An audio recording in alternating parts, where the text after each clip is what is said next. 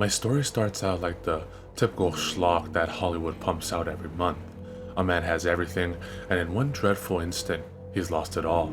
Now, with nothing left to lose, the man sets out to avenge all that he's lost and to regain his manhood. This man is stoic, brave, cunning, intelligent, and through violence, dominance, and faux heroism, he shows the audience that he's still worthy of being called a man. No, that he is still worthy as a human. The but is what all these revenge power fantasies miss. No manhood. There is no humanity, nothing of value in the quest for vengeance. The man in this story was named Luke, and it began 8 years ago. I had spent the day taking my family out to the beach. As soon as the sun started setting, we began to pack up. I'll never forget the auburn rays of light in the shimmering sea. My daughter Natalie was 4 years old at the time and had just become fascinated by stars. Being so young, she didn't quite understand what they were.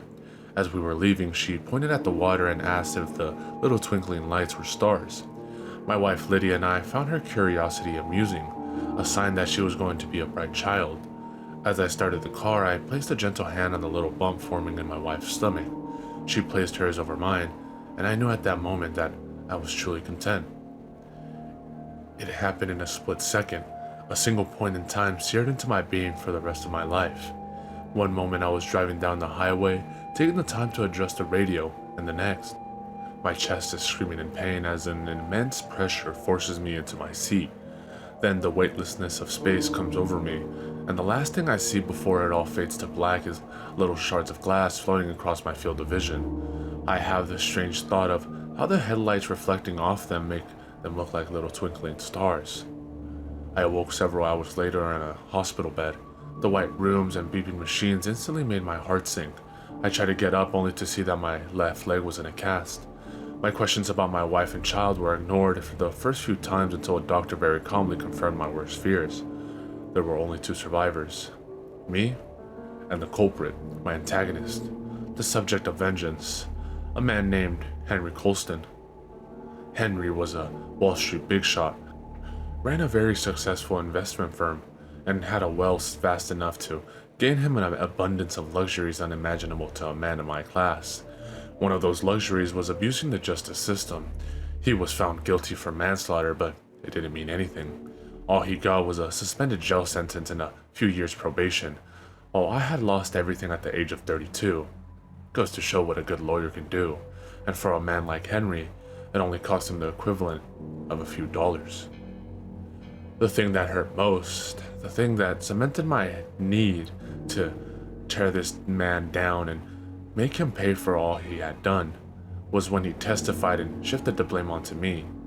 Even if the majority of the court didn't side with him, I knew that a few would, and that burned. I made a promise then that I would devote as much time and effort as possible to see all his accomplishments crumble and fade away.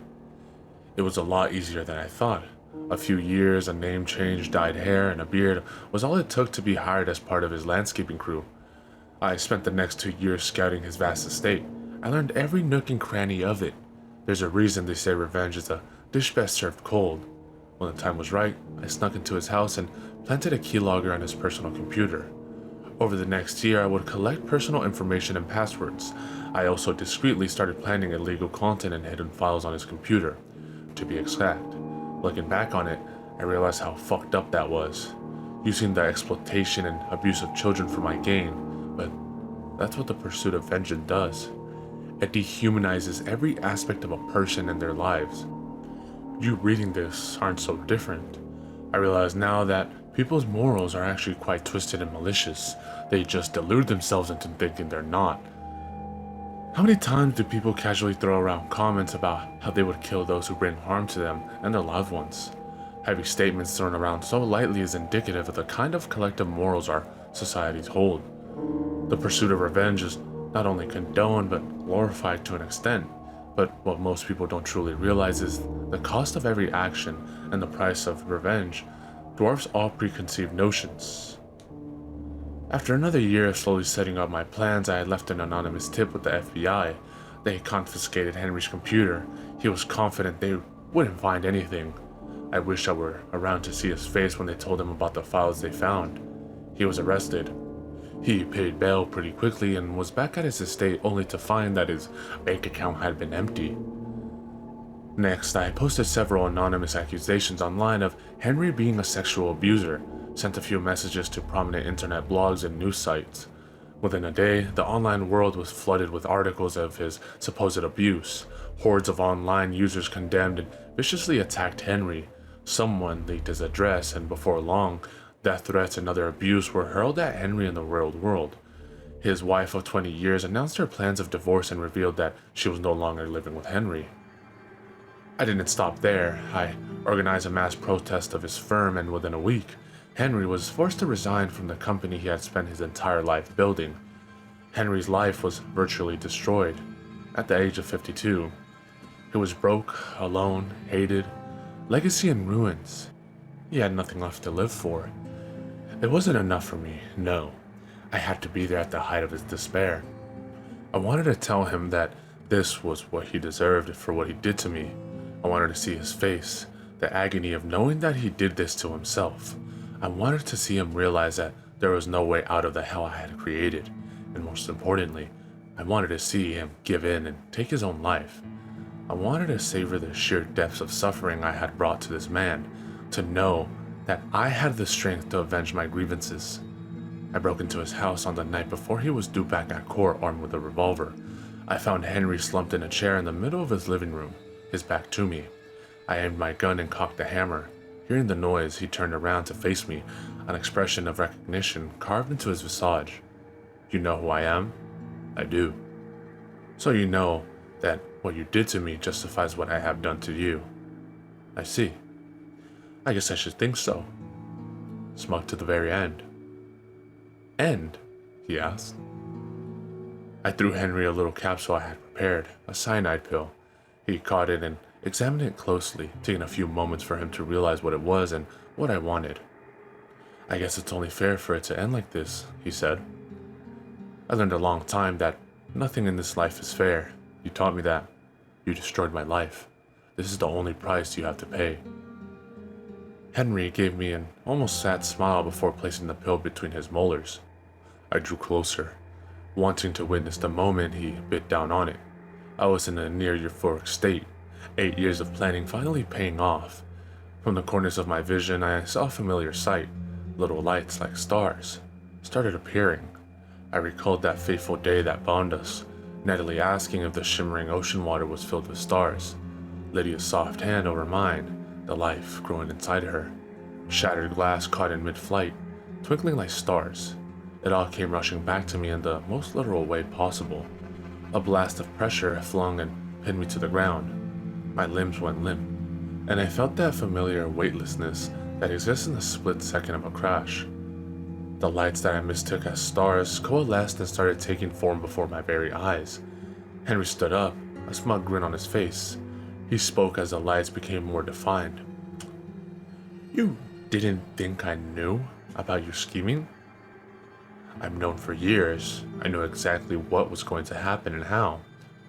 I tried to say something, but the words died before they even formed. I tried to reach for my gun, but my body refused to even respond. It was as if some invisible force was pinning me down. "You see, Luke, ever since I was young, the otherworldly and metaphysical has fascinated me. It wasn't until I made a name for myself when I had the funds to indulge in my interests. In the decade I spent searching, I never found a single thing, so you can imagine my shock when something found me. I was still struggling to move when the once abstract form the lights materialized into something physical. The being that stood before me defied all laws of natural biology. It couldn't have been something created in our world. No. This being must have originated from some recess of existence so foreign to our own that see it unfiltered would surely drive most to madness. The closest thing it resembled was a cephalopod, long gnarled tentacles twisting and writhing through the air, where a mantle should have been instead contained a massive gaping maw, fangs filling the crevice. A single eye larger than my head was set at the center of its body. It gazed into our world with unrivaled curiosity. "Ah, you're finally here. We can begin. First, want to apologize truly. What happened was unfortunate. I would have gladly gone to prison in an attempt to atone for my sins, but fate interfered, and I had to fight to stay out of prison. See, shortly after our accident, I came into contact with the being you see before you. It offered me a chance to leave this world for another. It promised to show me planes of existence unknown to man. It showed me the future that awaited me. So we planned. We knew exactly what would occur tonight 8 years ago, and it's exactly what we wanted. The otherworldly being focused its gaze on me, and I felt myself being lifted off the ground. I was levitating now and was able to look around, but my body was still unresponsive. You see, in order for us to open a gateway into the upper recesses of the astral planes, a sacrifice must be made. However, it can't be just any sacrifice. The person most intimate with you has to be sacrificed. My wife and I had been drifting apart for years. She wouldn't fit the criteria. However, you devoted almost a decade to me. In a way, we're closer than lovers. You know me better than my own parents. So, it'll have to be you, Luke. There's no other way. I wanted to scream, but still, no sound would escape my lips. I saw a limp body move into view. It was lifted and suspended in mid-air by forces beyond my comprehension. Forces surely belonging to the entity. I tried to make out whose body it was. I thought for a moment maybe Henry had lured someone else into here. It was the clothes that gave it away. I recognized the black sweater it wore as my own. Silent screams flooded my every thought. Somehow my consciousness had been separated from my body. Fortunately for you, we only need your physical body. See, the physical can't travel into the outer realms, but the mind can. It's said that some extraordinarily gifted people can project segments of their consciousness into the astral planes, but for ordinary people like me, this is the only way. I hope that you can forgive me for this one final cruelty. I saw Henry's body fall limp, and he collapsed onto the floor. Streams of light flowed from his body and convened into a singular brilliant orb. The orb moved through the air and settled next to the entity. My body was lifted higher into the air before its limbs contorted and snapped back. The sounds of breaking bones reverberated through the room. I was left powerless and could only watch as my body collapsed into itself. Ribs and spinal segments punctured the skin, blood and entrails pooled and were being forced back into the fleshy mass my body was compressed into. Inexplicable despair filled my being as I watched my body being crushed and forced into a singular, tiny point suspended in midair. It shrunk to the size of a needle's head before it blinked out of existence. A rift immediately replaced the singularity beyond its threshold. A swirling tempest of colors so brilliant and vivid, to call them anything but beautiful would be dishonest. Further still, I could see a realm of celestial bodies.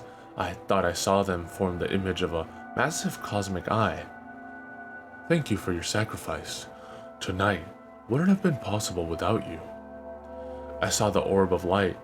Henry's consciousness entered the rift and ascended into the worlds that lay beyond. The being that had performed this strange ritual gave me one final glare and spoke a single word. Curious. It then turned and entered the rift, the portal closing as soon as it crossed. The distinct sensation of falling came over me as I felt myself being lowered. The last thing I saw before fading into unconsciousness was Henry's lifeless body. I awoke the next day with a start, momentarily believing my encounter to have been a wild hallucination. When I tried to get up, I knew something was wrong. My body felt off as if it was foreign to me. I got up and ran to the nearest mirror. I fell into hysterics upon seeing the face of Henry staring back at me. All that had happened, all that I had suffered only to be left with this. I trashed the place, I screamed, cried, and found the cyanide pill on the floor. I held it now in between my teeth, unsure if I had the strength to bite down. I promised myself that I would write down my tale, let the world know what had happened, even if no one would believe it. All that time spent planning and scheming meant nothing now. My convictions are shattered. My will is broken. It's as if my very being has been violated. Maybe if I had spent the time seeking closure instead of vengeance. What did I even expect to happen after I achieved my revenge? I would still be the same broken man, now with nothing to live for. I had never planned to move on, never planned for peace of mind. I was so caught up in my quest for vindication that I lost sight of any real end. Maybe the cost of vengeance is that there's no end. Nothing that brings you to an end that you desire. As I roll the cyanide pill between my molars, I'd like to think that the cost has finally been paid.